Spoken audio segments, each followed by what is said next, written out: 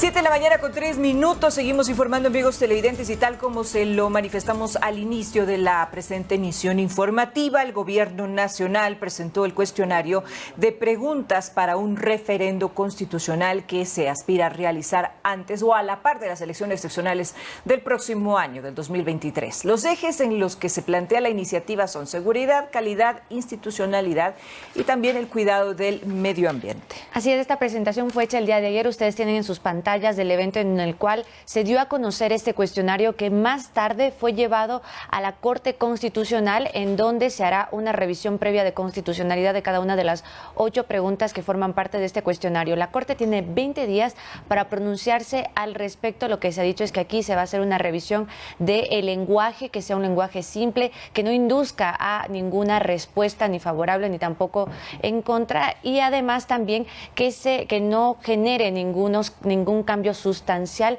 dentro del orden constitucional de la Carta Magna que tiene el país. Habíamos tenido aquí la presencia de algunos ministros del año pasado y este año también, a principios de este año, que nos decían que la consulta iba a estar enmarcada en 10 preguntas.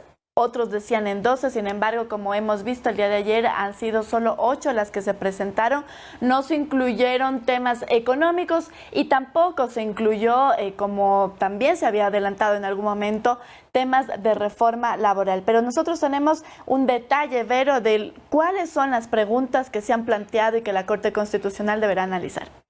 Así es, Andrea, ya estamos por este lado del estudio para comentarles a nuestros amigos televidentes exactamente cuáles serán los contenidos y cuáles son las preguntas que se van a dar en este referéndum. La primera es: ¿está usted de acuerdo con que se permita el apoyo complementario de las Fuerzas Armadas en las funciones de la Policía Nacional para combatir el crimen organizado, enmendado de la Constitución en conformidad con lo previsto en el anexo? Vamos a ver enseguida la segunda pregunta. ¿Está usted de acuerdo con permitir la extradición de ecuatorianos que hayan cometido delitos relacionados con el crimen organizado transnacional a través de procesos que respeten los derechos y garantías, enmendado la Constitución del acuerdo con el anexo 2? Estas son 2 de las primeras preguntas que tienen que ver con el tema de seguridad, y una tercera también dentro de este bloque. Lo que ayer se mencionaba es que, por ejemplo, en la pregunta 1, que tiene que ver con la labor de las Fuerzas Armadas y la cooperación con la Policía Nacional, lo que plantearía este cambio es que los militares puedan actuar sin tener un estado de excepción como tal, sino simplemente un informe hecho por el presidente de la República. Esto ya se lo había planteado en una enmienda en el 2015, sin embargo, fue revocado por la Corte Constitucional en el 2018, no por el fondo de la pregunta como tal, ni de la enmienda, sino por la forma en cómo se había hecho en el procedimiento.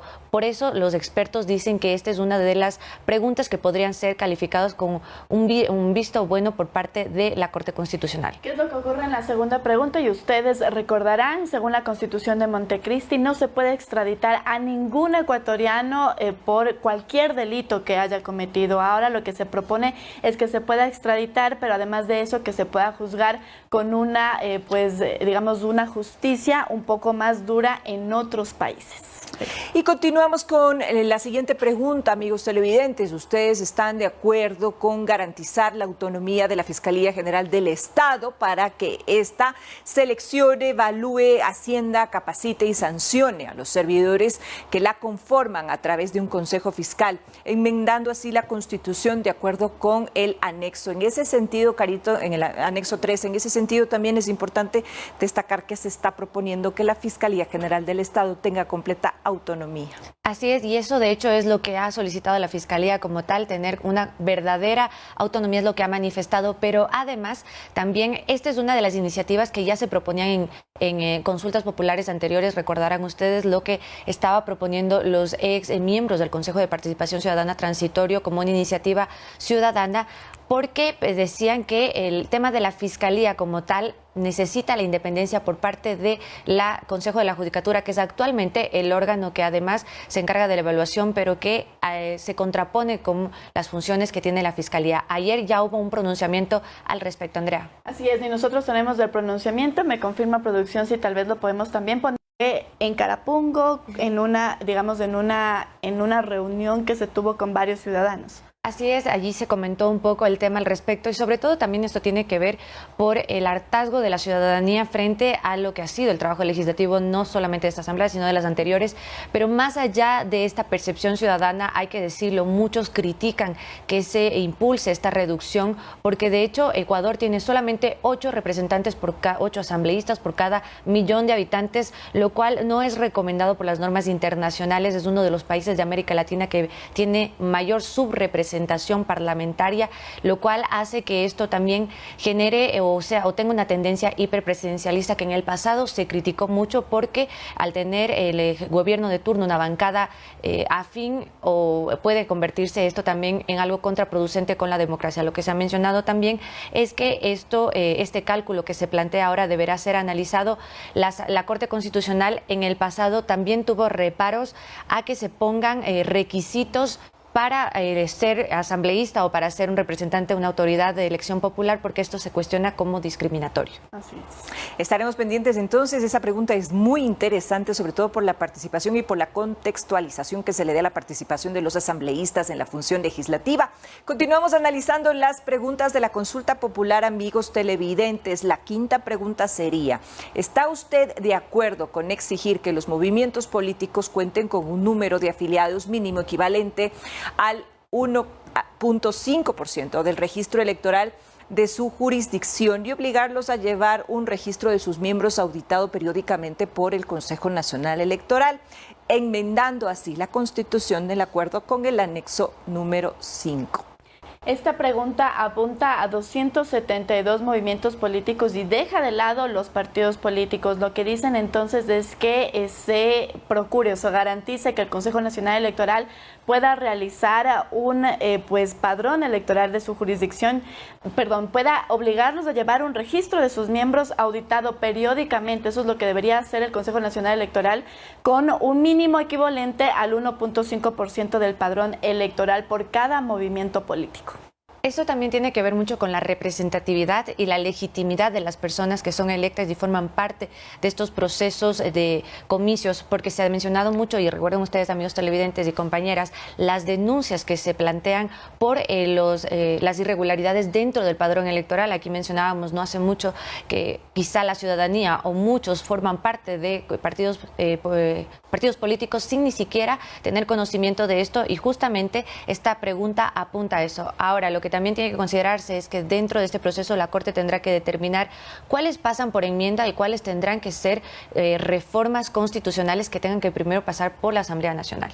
Ahora, continuando con el contexto y el contenido de las preguntas, la sexta: el Consejo de Participación Ciudadana y Control Social es una entidad pública que actualmente tiene el poder de designar a 77 autoridades. La pregunta es la siguiente: ¿estaría usted de acuerdo con eliminar la facultad de designar autoridades que tiene el Consejo e implementar procesos que garanticen meritocracia, escrutinio público, colaboración y control de las diferentes instituciones, de modo que sea la Asamblea Nacional la que designe a través de estos procesos a las autoridades que actualmente el Consejo da a sus consejeros, enmendando así la Constitución del acuerdo con el anexo número 6? Muy bien, esta pregunta también se da por toda esta polémica que ha habido, no solo este año, sino también el anterior, sobre la elección de autoridades, por ejemplo, de la Contraloría, que aún está subrogando en funciones también de los consejeros del Consejo Nacional Electoral y otros más. Ya lo has dicho tú, 77 en total, Vero, que tiene que elegir ahora mismo el Consejo de Participación